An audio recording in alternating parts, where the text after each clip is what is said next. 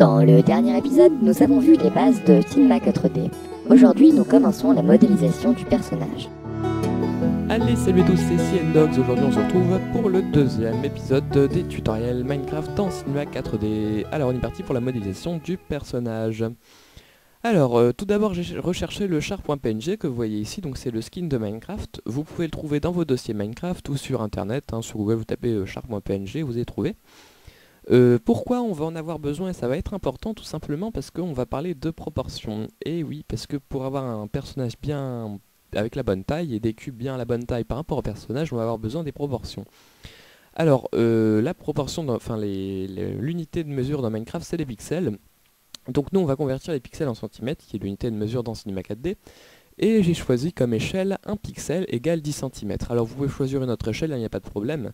Moi je trouvais que celle-là elle était bien et qu'elle était assez simple à utiliser, mais vous pouvez choisir tout à fait une autre échelle. Donc on va commencer par modéliser la tête que vous voyez ici, qui fait 8 pixels par 8 pixels. Donc comme on a dit que 1 pixel égale 10 cm, ça fait que ma tête elle va faire 80 sur 80. Alors on va créer un cube, on reste appuyé ici, on va dans le cube.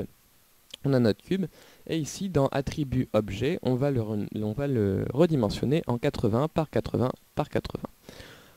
Ensuite, comme on va avoir besoin plus tard de modifier des pixels, en fait on va enfoncer des pixels et en tirer d'autres pour faire la modélisation.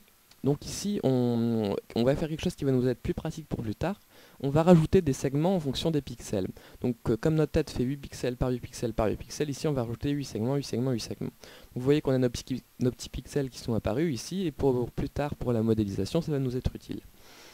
On va renommer notre cube en tête, donc on double-clique et on le nomme tête, voilà. Et ensuite on est parti pour modéliser le torse. Alors on revient dans notre char.png, ici on voit que le torse il fait 12 par 8 par 4 de profondeur. Alors, on refait un cube, hop, voilà, et ici, on va avoir besoin de changer les valeurs. Le problème, c'est qu'on ne sait pas quelle valeur on va changer, donc pour le savoir, déjà ici, sur cette longueur-là, donc sur l'axe rouge, on va vouloir mettre 4 pixels de profondeur, donc puisque c'est tout simplement la profondeur.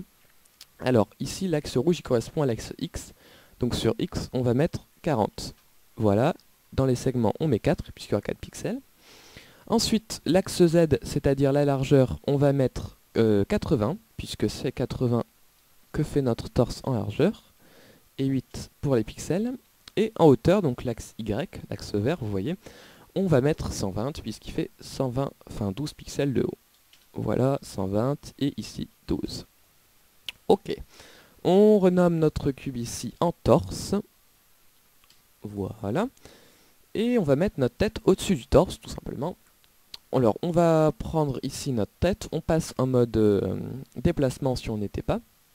Ici, on passe en mode objet, donc ce mode-ci, qui va nous permettre de déplacer tout l'objet, donc si vous n'y étiez pas.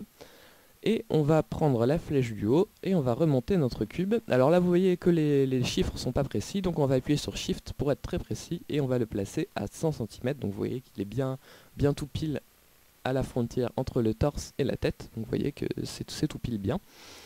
Et voilà, alors ensuite on va créer les bras et les jambes.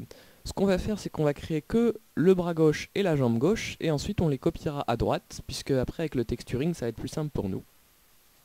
Alors on va voir sur notre char.png, ici on a les bras qui fait 4 x 4 x 12, et la jambe elle fait aussi 4 x 4 x 12. Donc on va créer un cube, on va le mettre en X, alors le X c'est par là, il fait 40, voilà, donc 4 pixels. Ici le Y c'est la hauteur, donc il fait 120, il fait 12 pixels, ok, et ensuite le Z il fait également 40, 4 pixels.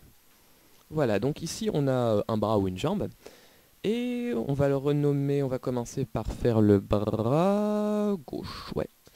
Donc bras gauche, on le renomme bras gauche, et on va le déplacer sur le côté du corps. Donc là on a notre corps en face, bien sûr, donc le bras gauche il va à droite pour nous vu qu'on est en face.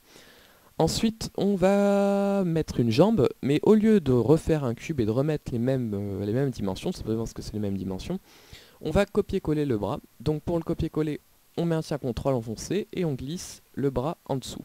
Donc là on a une copie du bras, on va le renommer jambe gauche, voilà. et on va le descendre, donc on le descend toujours en maintenant Shift enfoncé pour être précis.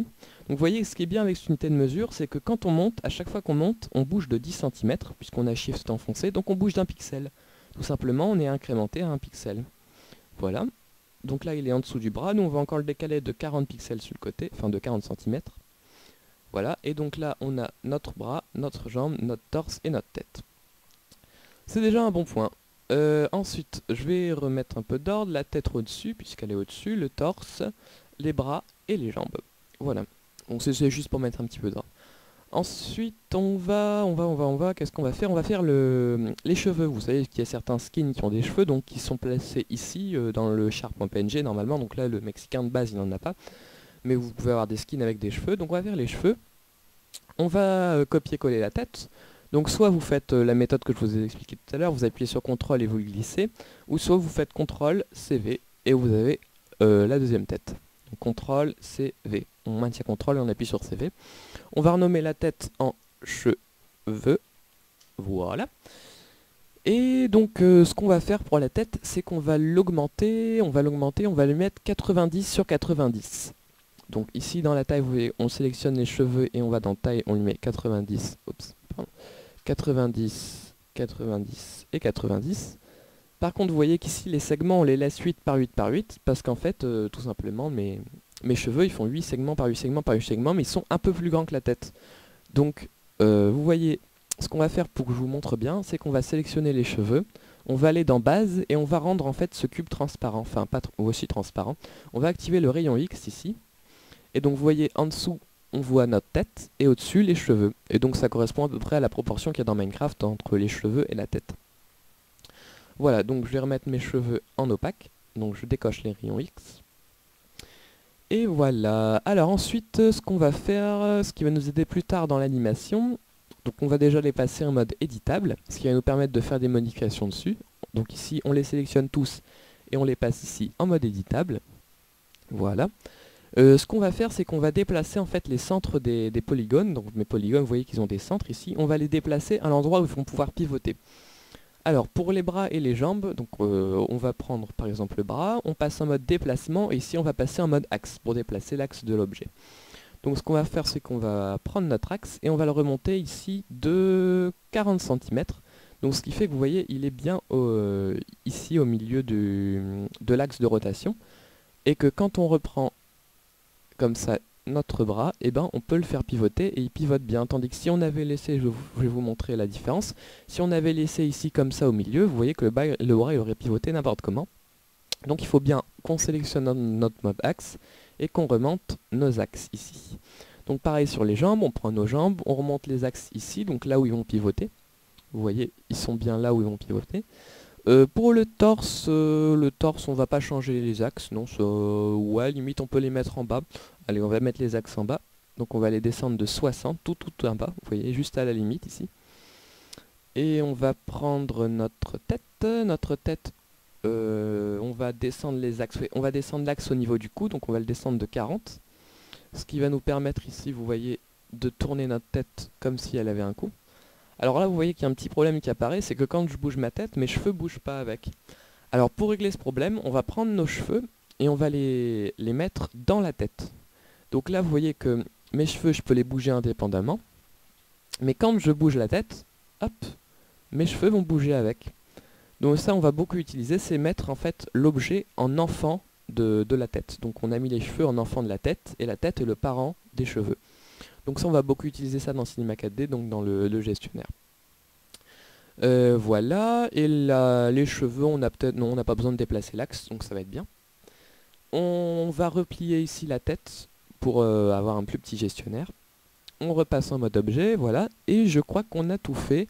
Ce qu'on peut faire, une dernière chose qu'on peut faire, c'est qu'on va tout sélectionner ici, et on va faire, soit vous faites clic droit, grouper les objets ici, ou soit vous allez faire comme moi, Alt G, et ça va les mettre tous ensemble dans un seul objet, qui va nous permettre en fait d'avoir un gestionnaire plus clair, plus précis, plus simple.